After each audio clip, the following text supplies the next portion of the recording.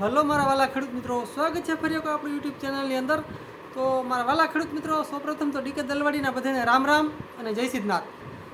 ખેડૂત મિત્રો, આજના વિડીયોની અંદર આપણે ખાસ ચર્ચા કરવાના છીએ કે આપણે જે મગફળીની અંદર જે નિંદામણ નાશક ઉપરથી દવા છાંટવામાં આવે છે તો તેના શું શું ફાયદા છે અને કયા કેટલાક નુકસાન શું શું છે, તો તેના વિશે ખાસ વિડીયો બનાવવાના છીએ। મિત્રો, આપણી ચેનલની અંદર જો તમે સૌપ્રથમ વખત હો તો આપણી ચેનલને લાઇક કરી, શેર કરી અને સબસ્ક્રાઈબ ખાસ કરી નાખજો અને આપણા વાલા ખેડૂત મિત્રોને આપણો વિડીયો શેર ખાસ કરી નાખજો। ખેડૂત મિત્રો, આપણે બધા જાણીએ છીએ કે જમીન જેમ જેમ ટૂંકી થતી ગઈ તેમ ખેડૂતોએ બળદ રાખ્યા નથી હવે અને ટ્રેક્ટર આવી ગયા છે।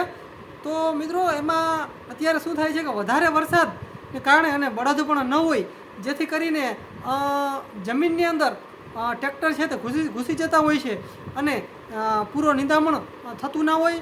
તો અને બળદ ન રહેવાથી અત્યારે વરસાદ પણ વધુ પ્રમાણમાં છે, તો તેના કારણે જે નિંદામણ નાશક દવા આવે છે તો તેનો ખરેખર અત્યારે ખેડૂતો ઝાઝા પ્રમાણમાં, વધારે પ્રમાણમાં ઉપયોગ કરી રહ્યા છે। તો ખેડૂત મિત્રો, આજે આપણે તેના ઉપયોગથી કેટલા ફાયદા થાય છે અને શું શું નુકસાન થાય છે। મિત્રો, કોઈ પણ વસ્તુ હોય તેની આડઅસર હોય ને હોય એ એક કન્ફર્મ છે અને મિત્રો ગમે એ વસ્તુ હોય તેના ફાયદા પણ હોય છે અને નુકસાન પણ હોય છે, તો બંને બાજુથી તેમાં જોવાનું હોય છે। તો મિત્રો, અત્યારે ખેડૂતો કપાસ અને મગફળીની અંદર જે ઉપરથી જે ખડ બારવાની જે દવા આવે છે, નિંદામણ બારવાની જે દવા આવે છે તેનો ખાસ ઉપયોગ કરી રહ્યા છે। તો મિત્રો, મારું કહેવાનું એ છે કે મગફળીની અંદર શું શું કેટલા ફાયદા થાય છે અને કેટલા નુકસાન થાય છે તે દવાથી। મિત્રો, સૌપ્રથમ તમને કહી દઉં કે મગફળીની અંદર ઘણી બધી દવાઓ જાત એવી છે કે તે દવા છાંટવાથી ઉપરના પાંદડા દાઝી જાય છે મગફળીના, અને ઓછામાં ઓછા 15 દિવસ સુધી જે મગફળીનો ગ્રોથ હોય છે તે એકદમ રોકાઈ જાય છે, તેનો વધ એકદમ રોકાઈ જાય છે અને 15 દિવસ સુધી તેનો વધ છે તે રોકાયેલો રહે છે, ગ્રોથ છે તે કરતી નથી અને જેવડી હોય એવડી રહે છે અને જે નિંદામણ હોય છે તે નોર્મલ ભરતું હોય છે અને જો મોટું નિંદામણ થઈ ગયું હોય તો તેની ગાંઠ જે નીચે હોય છે તે એમનેમ રહી જતી હોય છે અને જો કાચું નિંદામણ હોય તો તે સાફ થઈ જતું હોય છે। પણ મિત્રો, એમાં એવું છે કે આ જે મગફળીની જે દવા આવે છે અત્યારે મિત્રો ઘણી કંપની બનાવી રહી છે મગફળીની ઉપરથી આ દવા જે આપણે છાંટીએ છીએ તે ઘણી બધી કંપની બનાવે છે, પણ મિત્રો એમાં અમુક કંપની સારી છે, અમુક કંપની નબળી છે। તો 5 ખેડૂતને મિત્રો પૂછી અને દવા છાંટવાની, કેમ કે એ અમુક કંપનીના રિઝલ્ટ થોડા સારા છે તો અમુક કંપનીના રિઝલ્ટ નબળા છે। મિત્રો, પ્રોબ્લેમ એમાં એ આવે છે કે જો મિત્રો આપણી જે મગફળી છે તેમાં સૂયા જો કમ્પ્લીટ બેસી ગયા હોય તો સૂયો બારી નાખે છે, એ તમને કહી દઉં। કેમ કે આ મિત્રો મારો જાત અનુભવ છે, કેમ કે હું 2 વર્ષ થયા આમાં મિત્રો દવા છાંટું છું અને ચેક કર્યું છે તેનાથી કયા ફાયદા થયા છે। તો મિત્રો, ફાયદા અને નુકસાન બંને થાય છે। ઘણા ખેડૂતોનું કહેવું એમ છે કે ઉપરથી જે આપણે ખડ બારવાની જે ઉપરથી દવા છાંટી તેનાથી ગ્રોથ રોકાય છે અને સૂયા વધારે પ્રમાણમાં લાગે છે, તો મગફળીનો ઉતારો વધી જાય છે છેવટે। પણ મિત્રો, એવું પણ બની શકે છે કે ગ્રોથ રોકાય, સ્વાભાવિક છે કે ગ્રોથ રોકાય એટલે સૂયા વધારે બેસે, તો એ પણ એક ફાયદો પણ છે। પણ મિત્રો જે તે ફાયદાની અંદર આપણે બીજી પણ દવા છાંટી શકીએ છીએ, જે મગફળીમાં સૂયા વધારે બેસવાની સ્પેશિયલ દવા આવે છે તે પણ દવા છાંટી શકાય। અને આ જે છે દવા એ મારો તમને ખાસ ભલામણ છે કે આ દવા બને ત્યાં સુધી ન છાંટવી। જો મિત્રો મજૂરથી અને સાતીથી જો થઈ જતું હોય નિંદામણ, તો મિત્રો ઉપરથી દવા છાંટવાનો આગ્રહ બહુ રાખવો નહીં, કેમ કે તેમાં સૂયા પણ બળે છે। જે મિત્રો જે સૂયો બળી જાય એટલે જમીનની અંદર તે સીધો બેસી શકતો નથી જમીનની અંદર, અને જે ડોડો જે બંધાવાનો હોય છે તે બંધાઈ શકતો નથી, કેમ કે ઉપર જે નીચે જે બીજ હોય તે એકદમ જે સૂયાનું હોય તે એકદમ કૂણું હોય છે, તમે ચેક કરી લેજો તે કૂણું હોય છે અને તે બેસી શકતું નથી।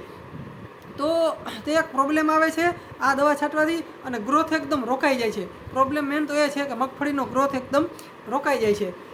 તો મિત્રો મારું ખેડૂતોને ખાસ ભલામણ છે કે બને ત્યાં સુધી મજૂરોથી અને સાથીથી જેટલું નિંદામણ નાશ થઈ શકે તેટલું વધારે સારું.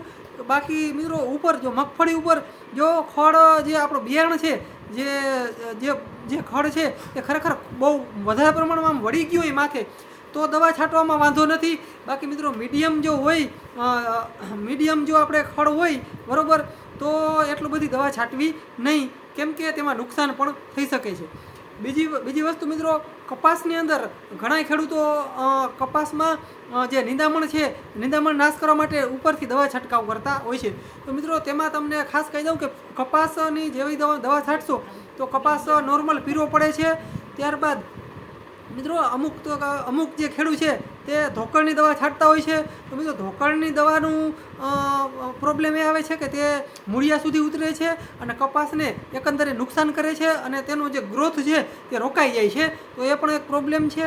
પણ મિત્રો કદાચ બહુ વધારે પ્રમાણમાં ખડ હોય અને સાથી પણ હાલે એમ ન હોય અને મજૂર પોસાય એમ ન હોય તો તેમાં એક જ વસ્તુ કરવાની કે જે સર્વનાશ દવા આવે છે, આ મિત્રો મારો જાત અનુભવ છે, સર્વનાશ દવા આવે છે તેનું શું કરવાનું, તે જે સર્વનાશ દવા છે ને તે મિત્રો જમીન લેવલે કામ કરે છે, તે જમીનની નીચે જતી નથી. જે આપણે ખેડૂતના ભાષામાં ભડકો કહેવામાં આવે છે, જેને સર્વનાશ દવા પણ એનું નામ છે સર્વનાશ દવા.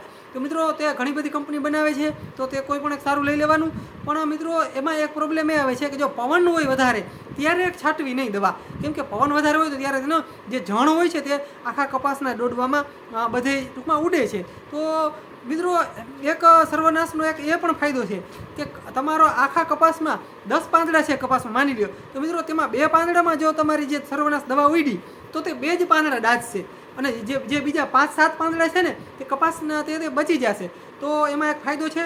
પણ મિત્રો એમાં એ વસ્તુ શું કરવાની તમને ખાસ જણાવી દઉં, તેમાં જે એક કોઈ પણ એગ્રોની અંદર ગરણી મળે છે તો તેને ગરણી ચડાવી અને સવાર અથવા સાંજના ટાઈમે જ દવા છાંટી દેવાની અને આસ્તે આસ્તે છાંટવાની અને ગરણી ચડાવી દેવાની કાયદેસર. અને મિત્રો જે પ્રેશર હોય છે પંપનું તે એકદમ ડાઉન કરી નાખવાનું. જો મિત્રો પ્રેશર વધારે તમે રાખશો અને ગરણી ચડાવશો નહીં તો તમારો કપાસ બળી જશે. તે પણ તમને ખાસ જણાવી દઉં. તો ખાસ ભલામણ મારી તમને કે સર્વનાશ દવા તમે આરામથી છાંટી શકો છો. પણ મિત્રો ખડ જે છે જે આપણું તમારું નિંદામણ છે તે કપાસમાં મોટું ન હોવું જોઈએ, નાનું અને મીડિયમ સાઇઝમાં હોવું જોઈએ, કપાસથી નીચે રહેવું જોઈએ. અને મિત્રો ગરણીથી તમે આરામથી આસાનીથી તમે ખડની અંદર કપાસની અંદર ખડ બાળી શકો છો. તો મિત્રો તેની આડઅસર જે બીજી જે દવા છે અન્ય દવાની સરખામણીમાં તેની આડઅસર ઓછી છે. અને જે ભડકો છે સર્વનાશ છે તે જમીન લેવલે જ કામ કરે છે, જમીનની નીચે કામ કરતો નથી. એટલા માટે કે કપાસના મૂળિયા છે તે જમીનની નીચે હોય છે. તો મિત્રો એમાં ઘણા ખેડૂતો આપણે જે ધોકળની દવા આવે છે તે છાંટે છે. મિત્રો એમાં પ્રોબ્લેમ આવે છે કે ધોકળની દવા છે તે નીચે ધોકળના પાળિયા સુધી ઉતરતી હોય તો કપાસના પાળિયા સુધી તે દવા જઈ શકે છે. તો તે પણ એક નુકસાન થઈ શકે છે. મિત્રો કદાચ સીધી હું કહું કપાસના પાળિયામાં ન જાય, પણ મિત્રો જે ખડ જે આપણું જે નિંદામણ જે ઊભું છે તેના થ્રુ પણ તે પાળિયાને તે દવા ખાસ લાગી શકે છે. તો તે ધોકળની દવા બને ત્યાં સુધી ન મારવી. અને કોઈને અનુભવ હોય, કોઈ અમુક બિયારણ એવા પણ છે કે જેની અંદર બહુ નુકસાની ન હોય, પણ મિત્રો કોઈ પણ દવા તમે છાંટો તેની આડઅસર છે ને છે 100%ની વાત છે. તો મારી ખેડૂતોને ખાસ ભલામણ છે મારી. તો મિત્રો તમે બને ત્યાં સુધી માણસોથી મજૂરોથી અથવા તો સાથીથી જ બને ત્યાં સુધી તમે નિંદામણ કાઢો તે વધારે સારું રહેશે અને કપાસ બગડવાની ભીતિ પણ નહીં રહે. અને તે ફૂલ ને કપાસના જે છે તે જો તમારો જો દવા કે કોઈ છાંટેલી નહીં હોય તો વેલાસર લાગી શકે છે અને ફાલ સારો રહે છે, કેમ કે આ દવાથી ઘણા બધા આડઅસર નુકસાન પણ થઈ શકે છે જે ખેડૂતોને જાણતા નથી. તો બને ત્યાં સુધી દવાનો આગ્રહ ન રાખવો એવી મારી ખાસ ખેડૂતોને ભલામણ છે.